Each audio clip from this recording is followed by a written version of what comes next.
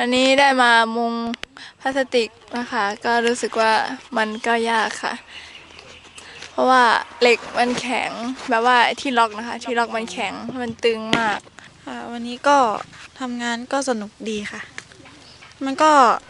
เหนื่อยบ้างแดดร้อนมดกัดค่ะ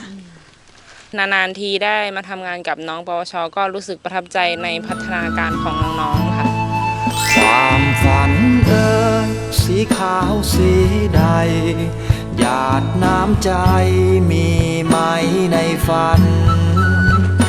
มุ่งร่ำเรียนเพื่อสิ่งใดกันหรือเปลี่ยนมือสั้นให้ยาวกอบโกยเพราะว่าในบุหรี่ในหมากมันมีสารเสพติดอยู่ในนั้นคนกินทุกคนคนสูบทุกคนมันก็ต้องติดแต่จิตท่านไม่มีกิเลสให้แยกจิตออกจากอันนี้เลยนะจิตไม่มีกิเลสว่างั้นนะ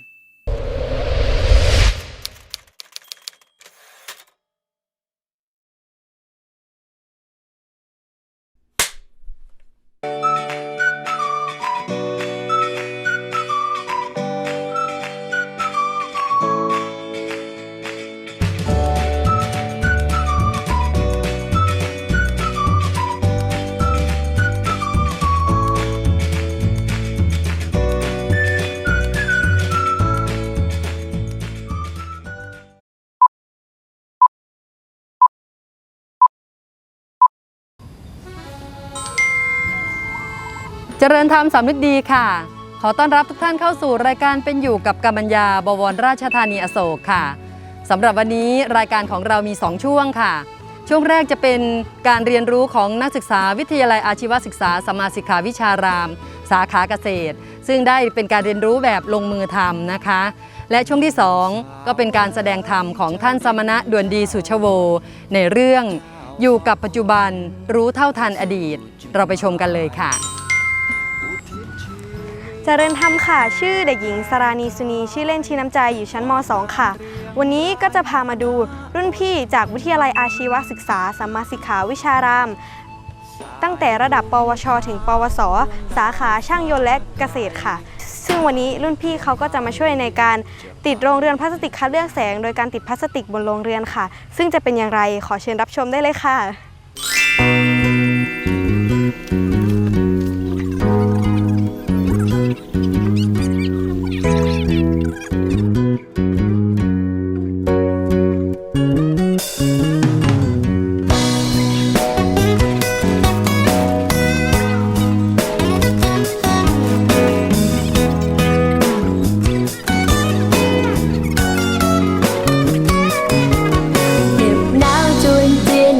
แรงบอยบินฝ่าฟ้าคลื่นลมทะเลเมฆหมอก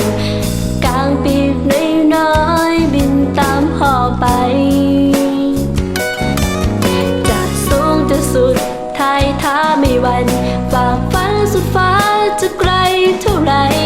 จะบินตามแรงไปให้ไกลสุดแรงจะฝันตามแรงจะบินบนท้องฟ้าสีครามจะพยายามต้านลมวันนี้นะคะตรงกับวันที่18 กรกฎาคม พุทธศักราช 2564 นะคะนักเรียนอาชีวศึกษาสัมมาสิกขาวิชารามแล้วก็ปวชปวสมาช่วยกันกางมุงผ้าพลาสติกโรงเรือนปลูกผักนะคะก็จะขอเล่าถึงนิดนึงนะว่าโรงเรือนปลูกผักนี่มีที่มาที่ไปอย่างไรปกติก็จะเป็นโรงเรือนอีกแบบหนึ่งทางฝั่งโน้นใช่ไหมคะเป็นที่มาเป็นโรงเรือนแบบกลมๆแบบนี้นะคะเนื่องจากโรงเรือนตรงนี้นะคะเป็นโรงเรือนที่ของคุณอาเพิ่งทำไว้ที่สวนอุทยานเป็นโรงเรือนที่ปลูกเมลอนนะก็จะใช้ผ้ามุ้งผ้าเลยนะผ้าตะข่ายน้ำมุงเป็นหลังคาทีนี้เขาไม่ได้ทำมาหลายปีทางเราก็เสียดายโครงสร้างนี้เราก็เลยไปเอามาจากสวนอุทยานตรงโคกหนองนาโมเดลนะคะเราก็เลยเอามาที่นี่พอมาเสร็จแล้วทีนี้ก็พอดีโต๊ะปลูกผักเนี่ยมันเหลือเราก็เลยให้อย่างนั้นเอางี้แล้วกันเนาะมีโรงเรือนแล้วเราก็เอาโต๊ะปลูกผักมา ยกชั้นลำดับมันซะเลยอะไรเงี้ยนะคะ ค่ะ ถ้าพูดถือว่ามันจะเตี้ยไปไหมมันก็จะเตี้ยไปสักนิดนึงเพราะว่าถ้าสมมุติว่าเราปลูกกับพื้นใช่ไหมก็อาจจะกำลังพอดี แต่ที่พอมีโรงเรือนก็อาจจะสูงไปหน่อยหนึ่งแต่ก็ไม่เป็นไรเราก็ปลูกผักตามสภาพนะคะนี่คือที่มาที่ไปของโรงเรือน ซึ่งถ้าถามว่าโรงเรือนยกชั้นมีผลดีผลเสียอย่างไรนะคะถ้าพูดถึงผลดีนะคะคือเราบริหารจัดการหญ้าได้ง่ายมากเลยนะคะหญ้าแห้วหมูถ้าสวนอยู่ในแปลงขุดแล้วขุดอีกไม่มีหมดสักทีใช่ไหมคะแต่ถ้าสมมติว่าเราปลูกบนโต๊ะปลูกผักแบบนี้หญ้าแห้วหมูที่มันเคยมีอยู่แล้วแล้วก็ค่อยๆถอนไปถอนมันก็หมดได้นะคะและที่สำคัญคือโต๊ะปลูกผักแบบนี้นะคะคือมันไม่ค่อยเปลืองปุ๋ยนะคะคือใส่ปุ๋ยน้อยมากนะคะแล้วก็ที่สำคัญคือปรับสภาพความเป็นกรดเป็นด่างได้ดี ซึ่งการปลูกผักนี้นะผักจะงามเป็นกรดเกินไปก็ไม่งามจะเป็นด่างเกินไปก็ไม่งามอย่างนี้ต้องให้มันเป็นกลางค่าเป็นกลางอะไรเงี้ยนะคะเพราะฉะนั้นคือถ้าพูดถึงเราเริ่มปลูกตั้งแต่ปลายยังไม่ถึงปีที่เราปลูกต้นหอมใหญ่ปีที่แล้วนะคะแล้วก็ปลูกต้นหอมนี่ปลูก2-3 รอบแล้วนะคะก็ถือว่ายังใช้ได้ยังไม่ได้เปลี่ยนดินเลยยังไม่ได้เปลี่ยนดินซึ่งผู้ที่เขาทำโต๊ะปลูกผักเขาก็บอกว่าเขาปลูกมาเป็น10 ปีก็ไม่ต้องเปลี่ยนดินเลยนะคะเพียงแต่ว่าใส่ปุ๋ยใส่อินทรีย์วัตถุเพิ่มเข้าไปนะทุกถูกเรื่อยๆนะคะอย่างที่เขาทำเขาบอกว่าคือเขาจะเปลี่ยนเขาจะพรวนดินเขาเคยทำได้ถึง4 รอบหมายความว่าคือปลูกผักได้4 รอบค่อยพรวนดินที่คือมีคนเคยทำได้แต่เราของเราเนี่ย4 รอบนี่ก็เกือบปี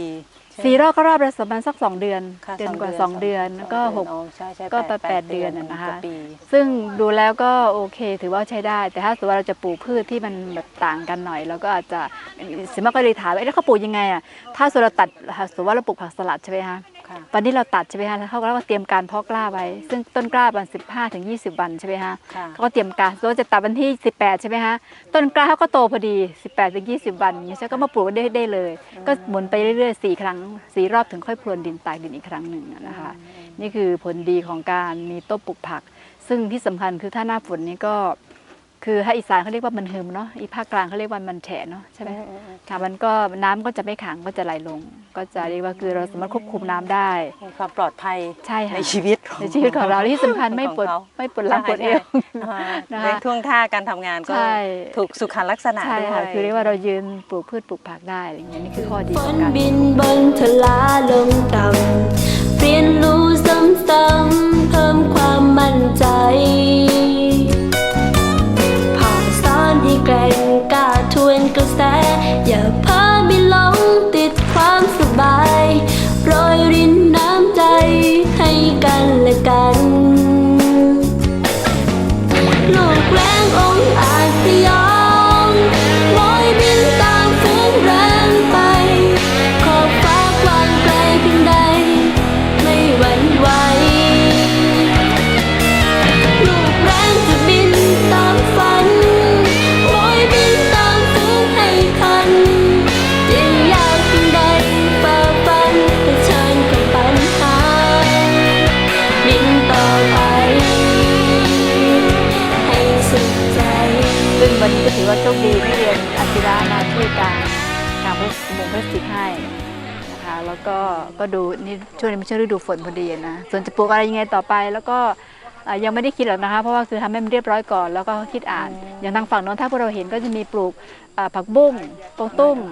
นะคะผักกาดขาวต้นหอมผักชีพวกนี้ได้หมดเลยนะคะหรือแม้กระทั่งพริกถ้าสวนเรายกชั้นที่มันไม่สูงเกินก็สามารถทำปลูกได้พริกก็ปลูกได้มะเขือก็ปลูกได้เพราะฉะนั้นคือถ้ามีคนเข้าถามเราจะปลูกมะเขือได้ไหมพริกได้ไหมจริงๆแล้วคือมันอยู่ที่การทำชั้นปลูกผักสูงหรือต่ำบางคนก็ทำถึงแค่เข่าบางคนทำไม่ถึงเข่านะเขาก็พอแล้วค่ะเพื่อที่ว่าเป็นคือก็เลยคือจะสูงแค่ไหนขนาดไหนก็อยู่ที่การบริหารการดูแลของคนนั้นๆบางคนตัวสูงต้องทำสูงนิดนึงอะไรอย่างนี้ใช่ไหมคะก็เหมือนออกแบบบ้านให้ผักใช่ค่ะคือเราเป็นคนทำนี่ออกแบบเองค่ะซึ่งมันก็จะเหมาะกับสุขภาพของเราอะไรอย่างเงี้ยนะคะค่ะนี่ข้อดีของโต๊ะปลูกผักนะคะแล้วก็ส่วนนักเรียนในวันนี้ก็ถือว่าเขาได้มาเรียนรู้วิธีการเดี๋ยวนะคะแล้วก็เดี๋ยวพราวขอยื่นประเด็นคำถามนิดนึงในช่วงโควิดโดยเฉพาะแรงงานของช่างเป็นเรื่องที่ยากมากสำหรับ ชุมชนหมู่บ้านคนจนแบบเรา ใช่ ใช่ไหมคะมันต้องจ้างเขาเข้ามา อืม ดังนั้นการศึกษาในระบบอาชีวศึกษา การศึกษาก็คือช่วยแก้ปัญหาให้ชุมชนด้วย ใช่ แล้วก็สร้างสรรค์ให้ชุมชนด้วยสิกมาศมองเห็นเนี่ยค่ะการศึกษา อัน ข นี้ อง แหละค่ะ กำลังของนักเรียน ใช่ อาชีวะ อันนี้เรา มีคุณค่าอย่างไร วิ อะคะ กฤตเป็นโอกาส ค่ะ นะคะอย่างเช่นคือถ้าสมมติว่าเราจะจ้างให้ช่างมาทำได้ไหมมันก็ทำได้นะแป๊บเดียวนะแต่ถ้าพูดถึงว่าในเมื่อเรามีโรงเรียนใช้เด็กเขาได้มาเรียนรู้ถ้าถามว่าเด็กเขามีองค์ความรู้ไหมโอ้เขาอยู่กับเรามาหลายปีฉะนั้นความรู้ด้านการช่างคนที่มานี่นะมีแผนกเกษตรแผนกช่างยนต์ ค่ะ นะคะที่มาช่วยกันทำเนี่ยซึ่งเขาก็มีองค์ความรู้อยู่แล้วนะแล้วก็ได้เอามาลงมือปฏิบัติจริงเลย ลงภาคสนามได้จริง ใช่เรา ปฏิ ไม่ บัติ ต้องไป ด้ริ จ้างเลย อืม เรียกว่าคือส่วนจะทำได้ตรงเนี้ยอันนี้ก็ไม่มีปัญหาคือถ้าเราทำบ่อยๆทำได้หลายครั้งก็จะเชี่ยวชาญไปเองนี่เป็นครั้งแรกได้ขนาดนี้เราก็ถือว่าใช้ได้แล้วแหละนะคะคือเรายินดีพอใจในผลงานลูกศิษย์เรานะอย่างนั้นคือก็ประหยัดแรงราคาใช้จ่ายอย่างช่วงนี้มันยุคโควิดเนี่ยโอ้คือเราไม่ได้มีรายได้ที่จะเป็นให้มาหนุนพวกเราเลยนะคะอย่างลงปุ๋ยแล้วก็ปิดใช่ไหมคะอย่างอุทยานแล้วก็ปิดอย่างเงี้ย ค่ะ แล้วเงินค่ากินค่าอยู่ค่าใช้จ่ายคนอยู่ 400-500 คนเนี่ยแน่นอนแล้วมันก็ต้องกินต้องอยู่ต้องใช้อะไรอย่างเงี้ย ต้ใช้ เพราะฉะนั้นเราจึงต้องพึ่งพาตัวเองให้ได้มากที่สุดนะคะอย่าง และเสี่ยงที่สุดที่มากกว่าการจ่ายเงินก็คือช่างก็ต้องมาจากข้างนอกซึ่งในยุคโควิด ใช่ค่ะนี่ ก็ คือว่า ความปล เรา อดภัย เอา เรา ความ ต้อง ปลอดภัย ดู ของเรา ความปลอดภัย ซึ่งอาจจะผลงานอาจจะไม่ได้เย็บ100%ก็ไม่เป็นไรก็ของเราเองอะ ค่ะ ใช่ไหมคะอันเนี่ยถือว่าให้เด็กเขาได้เรียนรู้ด้วยนะคะ ลูกแรกจะบินตามฝันโวยบินตามฝูงให้ทันจึงอยากเพียงใดฝ่าฟันเผชิญกับปัญหาบินต่อไปให้สุดใจบินต่อไปให้สุดใจ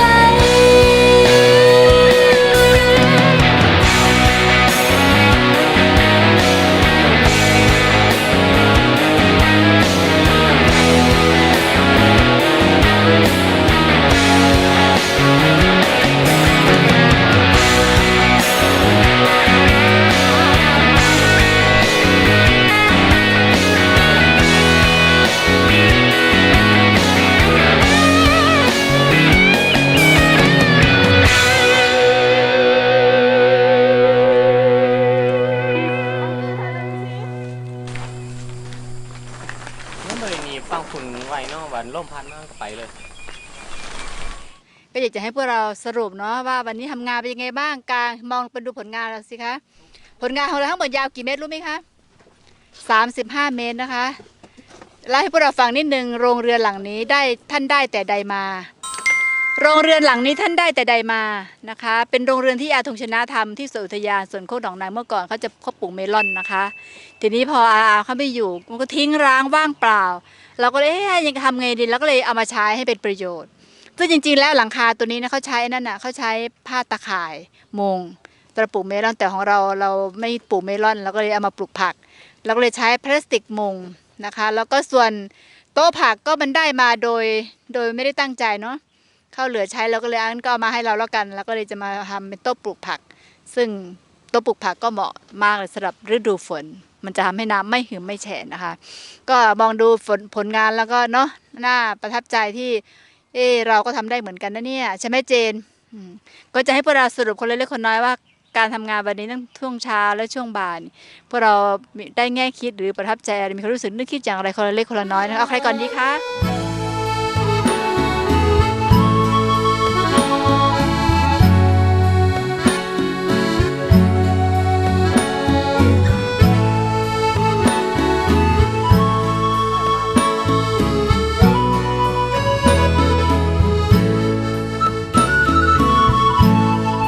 หนุ่มสาวเอ๋ยเจ้าดินเจ้ารน เจ้าสอคนไปสู่จุดหมาย อุทิศชีวิตหยาดเหงื่อแรงกายขวากน้ำเรียงรายมานะอดทน สายรุ้งพราวดวงดาวฟ้าไกล ไกลเพียงใดจะไปให้ถึง บนสวรรค์มีดาวว่าดึง หากไปถึงห้ามใครแบ่งปัน ฝันเอ่ยสีขาวสีใดหยาดน้ำใจมีไหมในฝันมุ่งร่ำเรียนเพื่อสิ่งใดกัน หรือเปลี่ยนมือสั้นให้ยาวกอบโกยหนุ่มสาวเอ่ยมีผู้ทุกข์ทนบนถนนเส้นทางทอดยาวหนุ่มสาวเอ่ยภายใต้แสงดาวมีผู้ปวดร้าวรอเจ้าเจือจาน พี่ซันคนไหนซันเอาไปเลยพี่ซันเอาเลยพี่ซันเป็นไงบ้างครับวันนี้หนุ่มหล่อของเราเป็นไงบ้างครับปวชอะไรครับเนี่ยชื่อซันอยู่ปวชปี 2 ครับ สาขาอะไรครับช่างยนต์ครับ ช่างยนต์วันนี้ช่างยนต์นะช่างยนต์มาทำมุงหลังคาให้ชาวเกษตรกรเชิญครับก็วันนี้ก็ออกมาจากโรงช่างครับก็นานๆทีนานๆทีเนาะได้มาช่วยเหลือทางอื่นครับก็วันนี้รู้สึกว่าได้มาทำงานกับพี่ๆน้องๆมาปลายก็สนุกดีครับค่ะได้เรียนรู้การมุงพลาสติกครับการมุงพลาสติกเอานี้เลยได้รู้วิธีการมุงพลาสติกว่ามันอะไรนะมันมุงยากมุงง่ายยังไงนะคะรู้สึกว่ามันยากไหมก็ยากครับยากเนาะยากแต่ก็ทำได้การใส่ตัวล็อกก็ยากเพราะมันตอนที่พลาสติกมันตึงมันจะใส่ยากมากครับค่ะครับแล้วก็ถ้าใช้ค้อนมันก็เสี่ยงต่อมือครับเสี่ยงต่อมือเนาะในการผิดพลาดครับเพราะมันจะเด้งด้วยครับมันเด้งด้วยเนาะค่ะสาธุ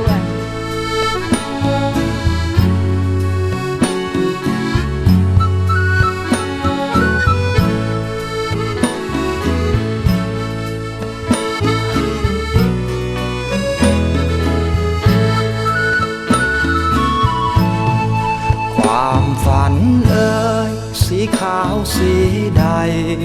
หยาดน้ำใจมีไหมในฝันมุ่งร่ำเรียนเพื่อสิ่งใดกัน หรือเปลี่ยนมือสั้นให้ยาวกอบโกยหนุ่มสาวเอ่ยมีผู้ทุกข์ทนบนถนนเส้นทางทอดยาวหนุ่มสาวเอ่ยภายใต้แสงดาวมีผู้ปวดร้าวรอเจ้าเจือจานมีผู้ปวดร้าวรอเจ้าเจือจานมีผู้ปวดร้าวรอเจ้าเจือจาน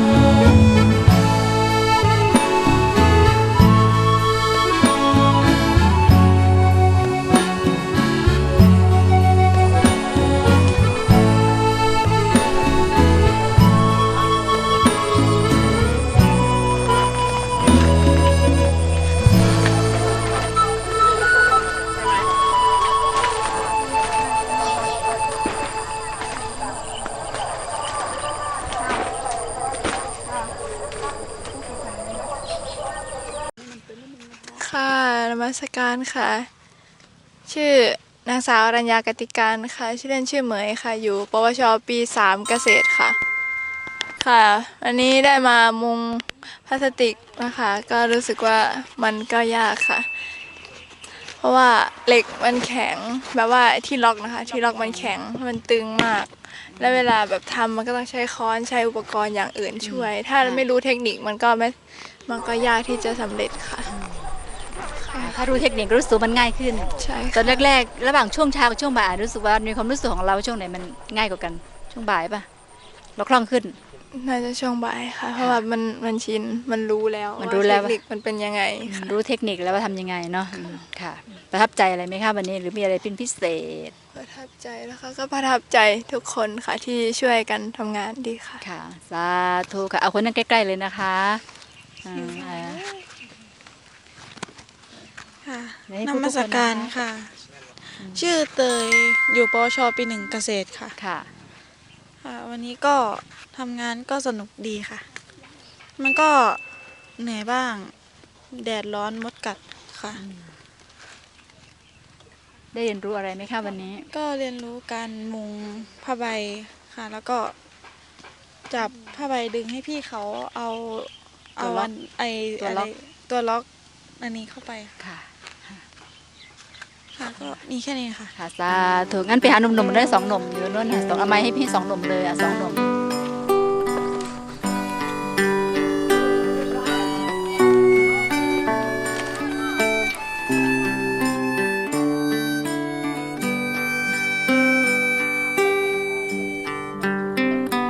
แม่ดอกสีไม่สวยสดใสอยู่ริมข้างทางไร้ค่ายังคงกล้าเบ่งบานทุกเวลา เธอคือดอกหญ้าที่มีรักและศรัทธาเชื่อในตนเองมันคงในความดี แม้ว่าวันเวลาที่มีอยู่ในโลกนี้อีกไม่นาน ยังย้ำยิ้มเบิกบานทุกนาทีปลอบโยนมวลมิตรในโลกใบนี้ ให้จิตใจมันคงในศรัทธา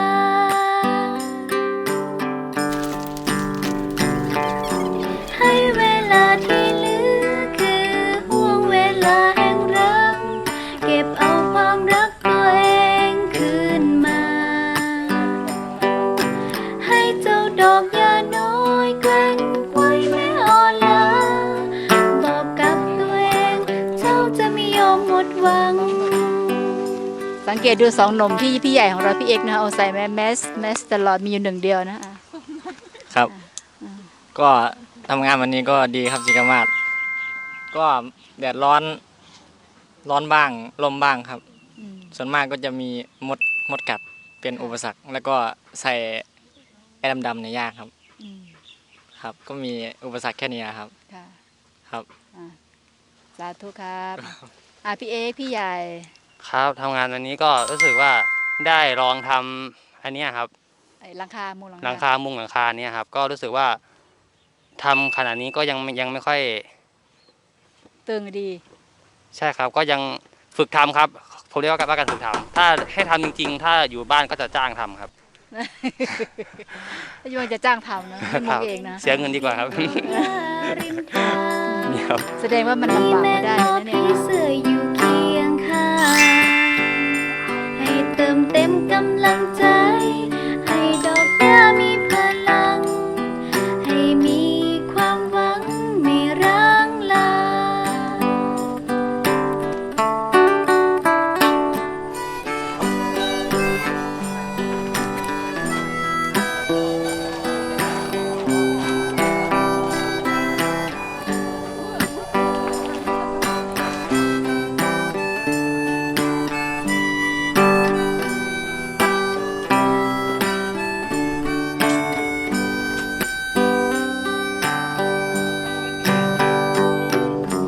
ให้เวลาที่เหลือคือห่วงเวลาแห่งรัก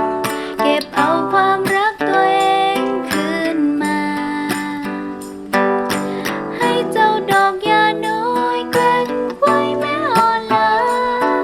บอกกับตัวเองเจ้าจะไม่ยอมหมดหวัง แม้ดอกที่ไม่สวยสดใสอยู่ริมข้างทางไร้ค่า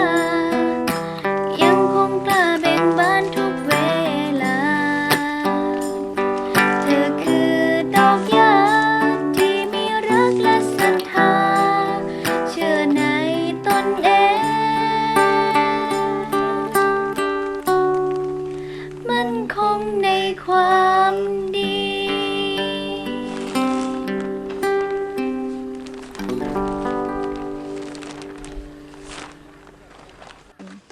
ต่อมา3 สาแพรก่อนแต่มุงเองนะภาคภูมิใจมากกว่านะน้องแพรเป็นไงบ้างคะวันนี้ทำ ค่ะก็รู้สึกว่า เอาตัวล็อกใส่ตรงเหลวมันก็ยากค่ะ มันแข็ง เห็น เนาะ พี่เขาทำค่ะ แล้วว่าไงรู้สึกเขาได้อะไรได้ข้อคิดอะไรจากการทำงานวันนี้คะ ข้อคิดไม่มีอะไรมาก ไม่มีนะ รู้แต่ว่าอะไรรู้แต่ว่าคืออ๋อข้อมูลหลังคาข้อมูลอย่างนี้กันเนาะอะไรอย่าง ค่ะ เงี้ยไม่มีอะไรก็ไม่เป็นไรสาธุค่ะเอาเลยพี่ใหญ่ของ ไม่ให้ถามค่ะ พี่ใหญ่ของ ไม่ เรา ให้ถามค่ะ ไม่ให้ถามให้พูดเองเลย ค่ะวันนี้ค่ะชื่อเจนค่ะอยู่ปวสนานๆทีได้มาทำงานกับน้องปวชก็รู้สึกประทับใจในพัฒนาการของน้องๆค่ะ ที่เราเห็นมาตั้งแต่ไม่ค่อยรู้เรื่องอะไรจนกระทั่งรู้ภาษามาแล้วในรู้สึกโตขึ้นก็ประทับใจค่ะ แค่นี้ค่ะ สาธุเมื่อก่อนนี้ไม่ประสีประสานตอนนี้มีประสีประสานแล้วเนาะต่อไปคนสุดท้าย ค่ะทำงานวันนี้ก็รู้สึกว่าเฉยๆค่ะ ก็ไม่ได้อะไรมาก ค่ะ เดี๋ยวโทรกลับมาแป๊บนึงฟ้าไทยดีค่ะสรุปนะคะก็การทำงานวันนี้ถือว่าเป็นการทำงานครั้งแรกของพวกเรานะซึ่งก็เป็นครั้งแรกเหมือนกันที่ได้มาทดลองนะก็มันแข็งเนาะตัวล็อกมันแข็ง แต่ว่าถึงแม้ว่ามันมีกระบวนการอะไรมีตัวล็อกมีผ้ารองถึงแม้ว่ามันจะยากแต่พวกเราก็สามารถทำได้ด้วยการร่วมไม้ร่วมมือของแต่ละคนร่วมด้วยช่วยกันอันนี้ก็อนุโมทนากับทุกคนเลยนะคะ ที่มาร่วมด้วยช่วยกันจนมุงหลังคาปลูกผัก ให้สวนพี่ดาวน้อยสำเร็จรุ่ล่วงไปได้ด้วยดีสามัคคีคือพลังจริงๆค่ะโมทนาสาธุทุกคนค่ะ สาธุค่ะ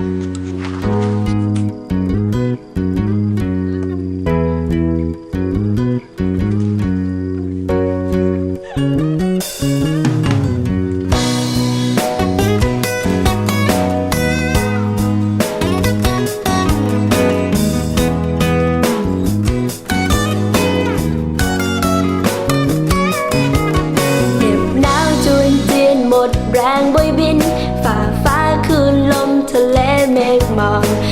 กลางปีกน้อยๆบินตามพ่อไปจะสูงจะสุดท้ายท้าไม่หวันฝ่าฟันสุดฟ้าจะไกลเท่าไรจะบินตามแรงไปให้ไกลสุดแรง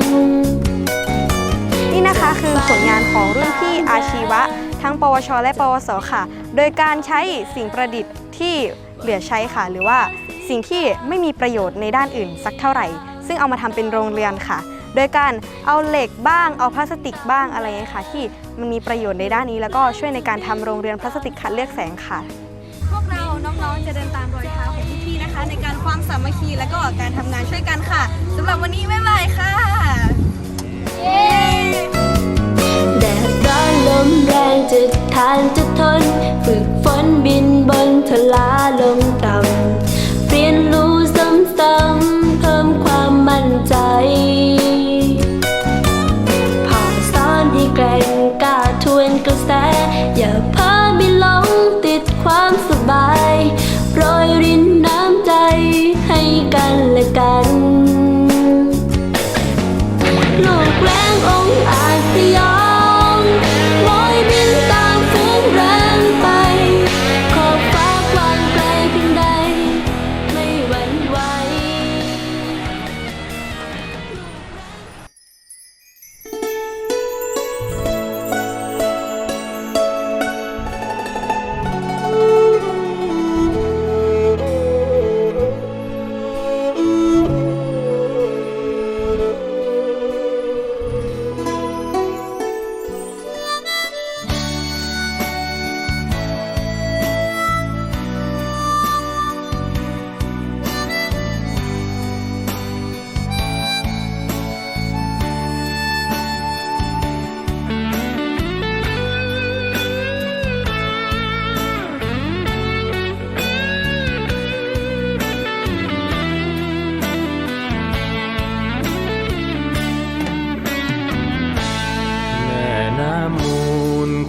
สีปูนอุ่นไอตะวันฝากความฝันไหลไปกับสายน้ำมูลฝากความหวังให้เธอเก็บไว้อย่าให้สิ้นสูญแม้ น้ำมูลคือสายใยแห่งการเวลา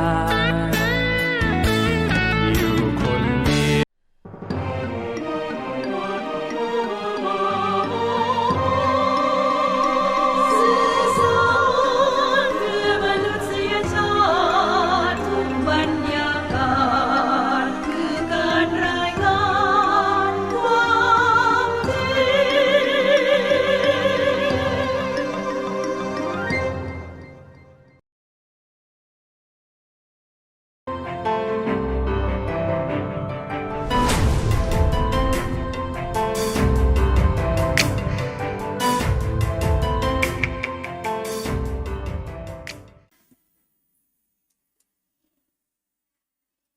ขอน้อมกราบนมัสการพ่อครูอุปชฌาย์พันเตอาวุโสด้วยความเคารพอย่างสูงครับก็ขอเจริญธรรมผู้ใหญ่และเด็กๆอนุบาลตุ๊กติ้วที่น่ารักทุกคนวันนี้แสดงธรรมก่อนฉันนะวันนี้ตอนนี้พี่สมุนพระรามกำลังพิจารณาอาหารนะเสียงดังฟังชัดมากเลยเสียงไม่ดังสร้างชาติไม่ได้นะก็เราก็มีวันนี้บอกกับอนุบาลตุ๊กติ้วว่าจะมีทั้งข่าวดีข่าวร้ายนะอนุบาลตุ๊กติ้วจะฟังข่าวอะไรก่อนข่าวดีหรือข่าวร้ายข่าวร้ายก่อนฟังข่าวร้ายก่อนเลยเหรอโอ้โหตอบเป็นเสียงเดียวกันเลยจะขอฟังข่าวร้ายก่อนว่างั้นนะเล่าข่าวร้ายก่อนเนาะข่าวร้ายก็คือเมื่อวานนี้นะตอนหัวค่ำ2 ทุ่ม3 ทุ่ม4 ทุ่มตั้งแต่บ่ายนะก็มีคนที่อยู่กรุงเทพเขาติดเชื้อโควิดแล้วเขาก็มานอนตายข้างถนนเราก็เห็นแต่ก่อนเราเห็นภาพแต่ในอินเดียเขาส่งมาให้ดูใช่ไหม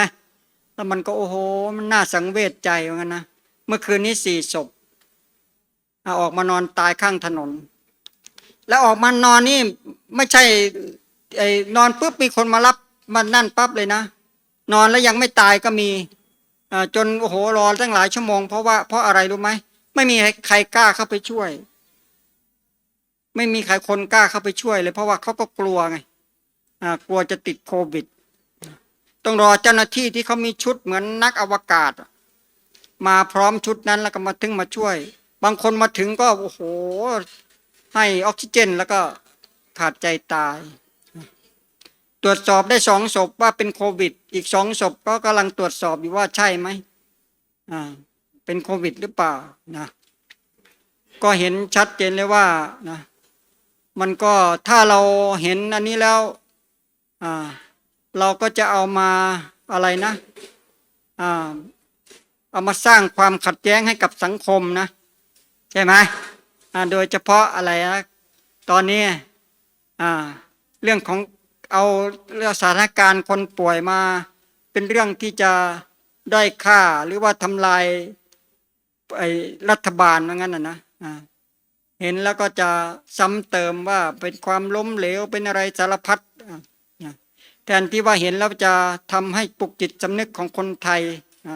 ประชาชนคนไทยว่าโอ้โหนี่มันร้ายนะเนี่ยมันหนักนะเนี่ยทำยังไงคนไทยจะมาช่วยกันบริหารตัวเองให้ปลอดภัยใช่ไหมเพราะว่าโรคมันเนี่ยน่ากลัวประเทศอังกฤษเขาเข้าใจว่าถ้าฉีดวัคซีน2 เข็มแล้วนะจะป้องกันเชื้อได้ความเข้าใจคนทั่วๆไปเข้าใจแบบนี้ประเทศอังกฤษก็ฉีดวัคซีนไป2 เข็มไปโอ้โหเยอะละเกินครึ่งเขาก็พอฉีดวัคซีน2 เข็มแล้วก็เอาทีนี้สบายแล้วฉันไม่ติดแล้วก็เลิกไม่ใส่แมสไม่รักษาระยะห่างเป็นไงโอ้โหตอนนี้ประเทศสหรัฐประกาศให้ประชาชนคนสหรัฐห้ามเข้าประเทศอังกฤษเด็ดขาดเลยเพราะว่าติดวันละ 4-5 หมื่น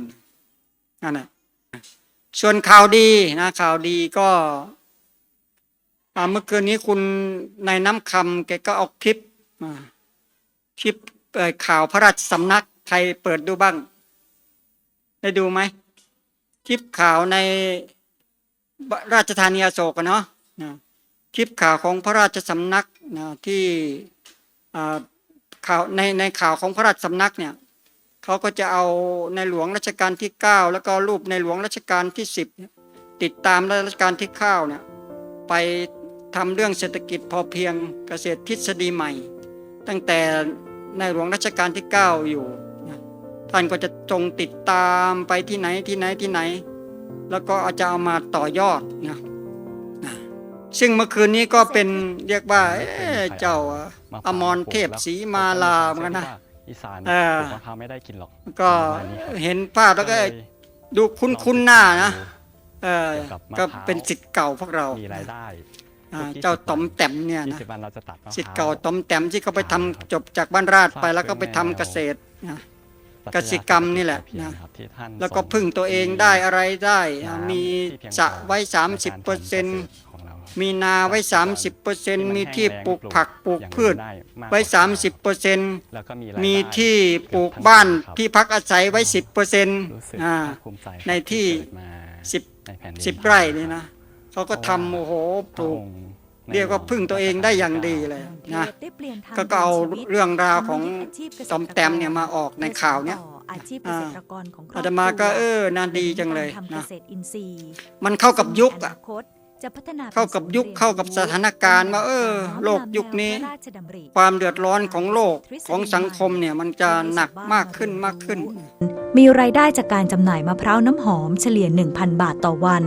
นายอมรเทพถือเป็นเกษตรกรรุ่นใหม่ที่มีความมุ่งมั่นจนประสบผลสำเร็จในการปลูกมะพร้าวรายแรกของตำบลสลักใดก็ถือว่าถ้าจะเปรียบเทียบเมื่อปี63นะอาตมาก็ยังถือว่าประเทศไทยบริหารประสบความสำเร็จนะเพราะว่าถ้าข่าวก่อนหน้าปี63ก่อนจะสงกรานต์นะเพราะว่าตอนนั้นเนี่ยเชื้อมันกำลังแรงนะแล้วก็ประเมินสถานการณ์ว่าสงกรานต์ปี63จะเป็นช่วงที่พีคที่สุด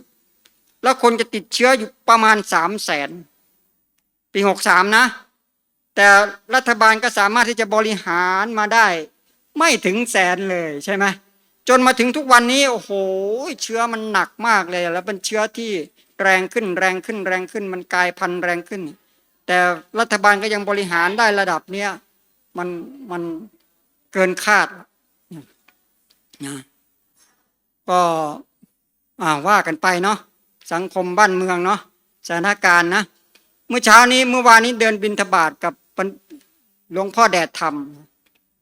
เดินกันไปท่านก็มีนิมิตหมายที่ดีนะนี่บ้านนี้ก็บ้านสคจ.สันติอโศกนี่บ้านสันติอโศกมีมาแล้วมาแต่บ้านก่อนตัวคนยังไม่มาตอนนี้มาแล้วมาไอ้ภาคใต้ก็มีใช่ไหมอันนี้ก็มีนี่ก็มีมาสร้างบ้านรอไว้แล้วตอนนี้มาแต่บ้านก่อนตัวคนยังไม่มาว่างั้นนะท่านก็บอกว่าเดี๋ยวตัวคนก็จะมาว่างั้นนะ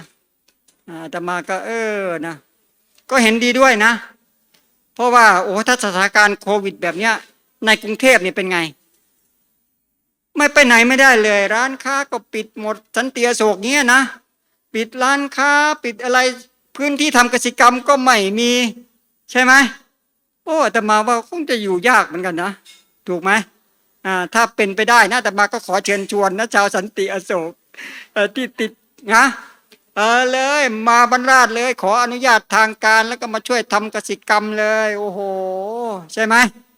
มาช่วยกันเลยมาเลยรถของเราเองอะไรขออนุญาตทางการก่อนนะออกจากกรุงเทพไม่ได้นะ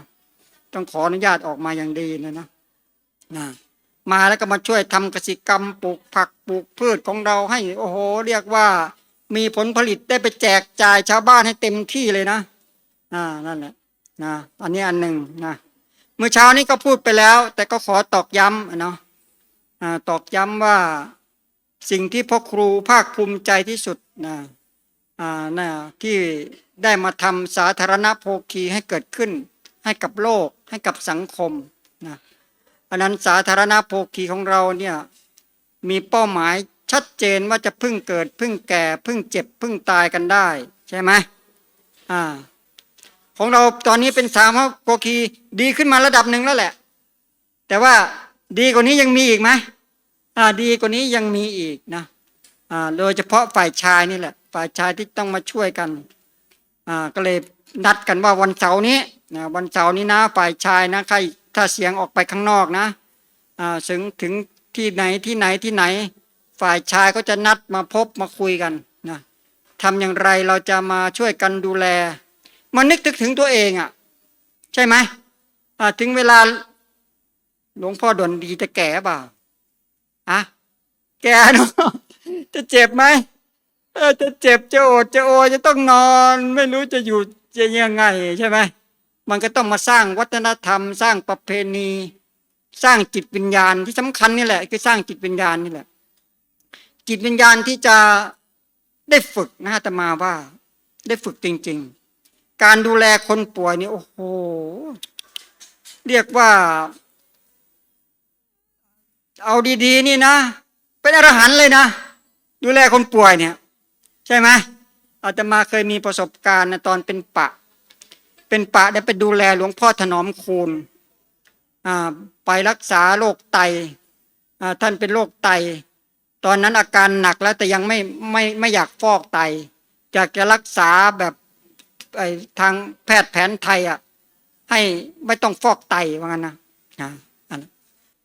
นนั้นก็มันก็อยู่กับคนป่วยนะภาวะคนป่วยมันก็ต้องอะไรเช็ดทั้งขี้ทั้งเยี่ยวอะไรสารพัดแหละเราก็ได้ฝึกนะมันก็ทำให้เราได้เรียนรู้อาการของจิตเนี่ยสัตตาโอปปาติกานะจะลงอภิธรรมนะ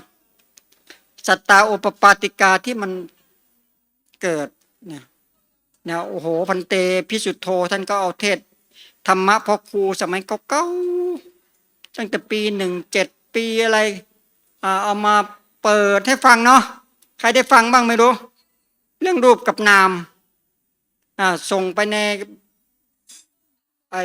ลายบวรนะนั่นแหละธรรมะเก่าๆอะไรแต่ค้นธรรมะดีๆเก่าๆที่พ่อครูเคยเทศไว้ที่วัดนรนาถเทศไว้ที่วัดนรนาถเรื่องรูปกับนามนะพ่อครูอธิบายไว้ดีมากเลยนะแต่มาฟังโอ้มันรู้สึกว่าชัดเจนมากขึ้นนะนั่นแหละรูปกับนามที่มันเป็นจัตตาอุปปาติกะปกติเนี่ยถ้าเราจะพูดถึงเรื่องของการเกิดเนี่ยมันมีเรื่องของการเกิดอยู่4อย่างใช่ไหมการเกิดทางหนึ่งคือชราพุทธโยนิใช่ไหมเกิดมาจากเนี่ยแหละท้องพ่อท้องแม่ในน้ำค่ำเนี่ยออกมาเป็นตัวเป็นตนเลยนะเกิดอันที่สองอันทะอะไรเกิดเป็นไข่ก่อนเกิดเป็นไข่เขาเรียกว่าภาษาบาลีว่าไงอันทชะโยนินะเกิดอันที่สามก็คือเกิดอะไรสังเสทชะโยนิเกิดแบบแตกตัวเกิดเป็นเนี่ยพวกเชื้อแบคทีเรียเชื้อไวรัสนี่แหละแตกตัวออกนะเกิดอันที่สี่คือสัตตาอุปปาติกาเนี่ยเกิดทางจิตวิญญาณเกิดทางจิตวิญญาณไม่มีตัวไม่มีตนไม่มีรูปไม่มีร่างแต่พ่อครูท่านก็เอานัยยะของการเกิดทั้ง4อย่างฟังให้ดีนะมาอธิบายเป็นนามธรรมได้อย่างโอ้โหเห็นชัดเจนมากเลยสัตตาอุปปาติกะที่มันเกิดทางนามธรรมเนี่ยพอเริ่มดำรินะเริ่มดำริตักกะวิตกะสังกปะเนี่ยมันก็เริ่มเป็นสังเสทชะโยนิแล้วเริ่มแตกตัวออกมาแล้วเห็นไหมอธิบายมุมเนี้ยแต่ไม่ใช่เป็นตัวตนบุคคลเราเขานะแต่เป็นนามธรรมนี่แหละพอเริ่มแตกตัวมาจากสัตตาโอปปาติกามันเริ่มดำริเริ่มอะไรตักกะวิตกะสังกปะขึ้นมานี่ปุ๊บมันเริ่มเป็นสังเสทชะละพอเริ่ม จะเป็นไข่ทีนี้เป็นไข่จะเริ่มฟักตัวออกมาเป็นตัวเนี่ยมันก็จะเป็นพวกอัปปนาพยัปปนาเจติโสอภิโรปนาวจีสังขาราแล้วเห็นไหมเริ่มฟักแล้วแนบแน่นแน่วแน่ขึ้นโอ้โหเริ่มเป็นไข่ที่จะออกมาเป็นตัวแล้วนะพอเกิดอันที่สามคือออกมาเป็นตัวเป็นตนเลยเกิดเนี่ยชราพุชโยนิเกิดออกมาเป็นตัวเป็นตนคือยังไงคือมันออกมาทางกายกรรมออกมาทางวจีกรรมเห็นไหมออกมาเลยเป็นตัวเป็นตนออกมาเลยเพราะนั้นการเกิดสี่อย่างเนี่ยมันเกิดทางนามธรรมที่พระครูอธิบายได้อย่างโอ้โหเราก็จะเข้าใจนะการเกิดของวิทยาศาสตร์เขาเอาไปเกิดทางตัวตนบุคคลเราเขาใช่ไหมแต่ทางนามธรรมเนี่ยเราก็จะเนี่ยอย่างเงี้ยมันก็จะเห็นการสังเสทชะนะที่มันมีการเริ่มดำริมีตรรกะวิตกะมีสังกัปปะเริ่มขึ้นพอเริ่มดำริขึ้นมันก็จะอะไรเกิดโอ้โหเริ่มฟักตัวที่จะออกมาเป็นกายกรรมเป็นวจีกรรมเนี่ยพ่อครูถึงพยายามที่จะแสดงธรรมให้เห็นว่าไอ้กายนี่มันร่วมกับจิตร่วมกับอะไรนะร่วมทั้งจิตร่วมทั้งร่างกายนะแยกกันไม่ได้นะเพราะว่าส่วนมากเขาก็จะแยกกันเอายกตัวอย่างนะเขาก็บอกไอ้สูบบุหรี่เคี้ยวหมากน่ะมันเป็นเรื่องสมมุติมันเป็นเรื่องสมมุติสัจจะไอ้ดินน้ำไฟลมนี่ก็สมมุติสัจจะเพราะว่างั้นนะบุหรี่เหล้ามันก็สมมุติสัจจะทั้งนั้นแหละถ้ามันมีสารเสพติดอยู่ในมันเนี่ยนะอยู่ในเหล้าอยู่ในบุหรี่อยู่ในหมากเนี่ยนะคนไปกินเนี่ยมันก็ต้องติดเพราะว่ามันมีสารเสพติดอยู่ในนั้นแล้วก็แยกออกมาว่าคนที่ติดกินหมากแล้วติดสูบบุหรี่แล้วติดเนี่ยเพราะว่าในบุหรี่ในหมากมันมีสารเสพติดอยู่ในนั้นคนกินทุกคนคนสูบทุกคนมันก็ต้องติดแต่จิตท่านไม่มีกิเลสแยกจิตออกจากอันนี้เลยนะจิตไม่มีกิเลสว่างั้นนะว่าไงโยมนั่นดิแล้วถ้ารู้ว่ามีสารเสพติดแล้วจะไปกินมันทำไมใช่ไหมจะไปกินมันทำไมให้มันติดอย่างเงี้ยนะส่วนมากเขาจะแยกจิตออกจากร่างกายพอพูดถึงเรื่องกายเขาจะไม่เข้าใจเรื่องที่จะมีจิตมโนวิญญาณอยู่ด้วยเห็นไหมเขาจะแยกกันสายนี้ถึงโอ้โหยากมากเลยถ้าไม่มีข้างนอกปุ๊บเนี่ยเขาจะเอาแต่จิตนี่ปุ๊บเนี่ยส่วนมากเขาก็จะอะไรเรียกว่าถ้าแยกส่วนไปเลยกายกรรมวจีกรรมที่ไปทำทุจริตไปกินหมากไปสูบบุหรี่เนี่ยไม่เกี่ยวกับจิตไม่มีกิเลสก็ถือว่าใช้ได้อย่างเงี้ยนะพอแยกส่วนอย่างเงี้ยนะมันเลยกลายเป็นว่าโอ้โหทุจริต3ที่พระพุทธเจ้าว่าเป็นอาหารของนิวรณ์5เนี่ยมันหมดเลยนะใช่ไหมกายทุจริตก็ไม่เกี่ยวกับจิตวจีทุจริตก็ไม่เกี่ยวกับจิตมันเลยกลายเป็นว่าให้อาหารของนิวรณ์5ไปเลยแล้วถ้ามีนิวรณ์5เนี่ยมันปิดทางนิพพานเลยนะหมดจิตเลยเห็นไหมเพราะนั้นมันต้องเกี่ยวข้องกันนะแล้วก็จะมานี่แหละนะมาสัมผัสแล้วก็อ่านรู้นะที่สำคัญก็คือเรื่องของสติปัฏฐาน4นี่แหละเพราะว่าในสติปัฏฐาน4เนี่ยมันจะมีแยกไว้ชัดเจนเลยว่าพอเราสัมผัสปุ๊บตากระทบรูปจมูกได้กลิ่นลิ้นได้รสปุ๊บเนี่ย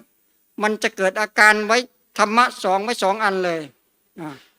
อันหนึ่งก็คือเนกขัมมะใช่ไหมอีกอันหนึ่งเคหสิตตะถูกไหมและไอ้เนกขัมมะเคหสิตตะ2ส่วนที่เป็นธรรมะ2เลยนะ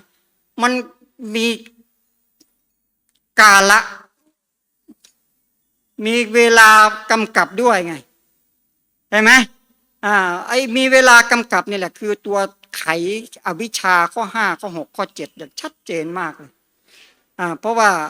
อวิชชาข้อ5เนี่ยมันไม่รู้อดีตอวิชชาข้อ6ไม่รู้อนาคตอวิชชาข้อ7เนี่ยไม่รู้ทั้งอดีตไม่รู้ทั้งอนาคตเพราะนั้นสติปัฏฐาน4ที่มีกาละมีตัวปัจจุบันมโนปวิจาร18เนี่ยนะมโนปวิจาร18เป็นฝ่ายเนกขัมมะ18เป็นฝ่ายเคหะ18รวมกันเป็นเท่าไหร่36ปัจจุบัน36ลงเป็นอดีต36เป็นอนาคต36รวม108ไอเวทนา108นี่แหละเป็นตัวไขตัวอวิชชาข้อ5ข้อ6ข้อ7ได้อย่างชัดเจนมากเลยเพราะนั้นถ้าเราเข้าใจนะแล้วก็ปฏิบัติแล้วเราก็โอ้นะมันจะไม่ตีทิ้งนะแม้ปัจจุบันอย่าไปเลยเถิดนะอยู่กับปัจจุบันจนเลยเถิดนะบางทีนะอันนี้คืออยู่กับปัจจุบันแล้วก็ที่เลยเถิดจะเลยเถิดยังไงรู้ไหมปัจจุบันทำไปแล้วจบไปแล้วเลิกไปแล้วไม่เกี่ยวมันหมดไปแล้วไปพูดมันขึ้นมาทำไมแต่ปัจจุบันที่ทำปุ๊บเนี่ยมันลงเป็นอดีตนะแล้วลงเป็นอดีตนี่ถ้าทำทุจริตเนี่ยลงเป็นอดีตมีผลกับอนาคตไหมมีผลเห็นไหมไม่ใช่ว่าหมดไปแล้วหมดเลยนะมันไม่ใช่คือทำปัจจุบันนี่แหละแต่ถ้าทำเป็นทุจริตเมื่อไหร่มันก็มีผลกับอนาคตเมื่อนั้นถูกไหมนั่นแหละเพราะนั้นแม้จะอยู่กับปัจจุบันแต่ก็ไม่ทิ้งอดีตนะให้ความสำคัญของอดีตชัดเจนไม่ใช่จะอยู่แต่กับปัจจุบันทำทุจริตแล้วโกหกแล้วมุสาแล้วมันจบไปแล้วแล้วก็ทำอีกปัจจุบันแล้วก็จบไปแล้วถ้ามีปัจจุบันจบไปแล้วโอ้แบบนี้เป็นไงมันก็สะสมอาหารของนิวรณ์5อยู่ตลอดเวลาอันเราเข้าใจเราก็จะสั่งสมสุจริตไม่เป็นอาหารของนิวรณ์5ของเราให้เจริญขึ้นถ้าเป็นอย่างนี้เป็นไงเจริญขึ้นแล้วเป็นไงเจริญขึ้นมันก็จิตมันก็แล่นไปบุติขึ้นเจริญขึ้นจิตมันก็แล่นไปเจริญขึ้นยิ่งทำมันก็ยิ่งเบายิ่งทำมันก็ยิ่งง่ายยิ่งทำก็ยิ่งโอ้โหเห็นชัดเลยว่าโอ้โหนะนิวรณ์5มันลดลงเมื่อไหร่จิตเราก็ยิ่งเบายิ่งสบายยิ่งเบายิ่งสบายได้มากขึ้นเท่านั้นเห็นโทษเห็นภัยเห็นที่เป็นนิวรณ์5เห็นประโยชน์จากการที่เราลดนิวรณ์5ได้นะใช่ไหมเราก็โอ้โหชัดเจนนะไปถือว่านะมาเรียนรู้ศึกษากันนะแล้วก็ฝึกฝนนะฝึกฝนที่จะสั่งสมสุจริตในปัจจุบันเนี่ยลงให้มั่นคงมากขึ้นก็ขอจบการแสดงธรรมเพียงเท่านี้เจริญธรรม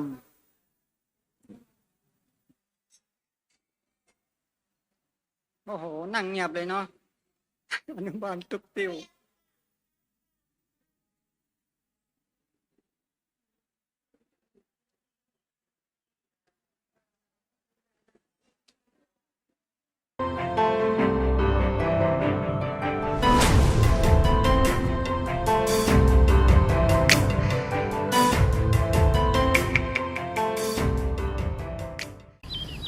บวรราชธานีอโศกมีความเป็นบ้านวัดโรงเรียนที่มีความแน่นแฟ้นเป็นอันหนึ่งอันเดียวกันค่ะวิถีชีวิตของพวกเราจึงไม่ห่างจากธรรมะและที่สำคัญ